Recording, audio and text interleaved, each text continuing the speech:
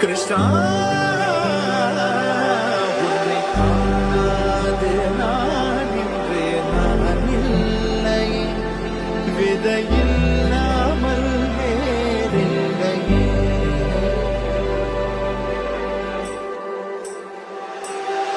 வாரி நோக்கினான் எவ்வா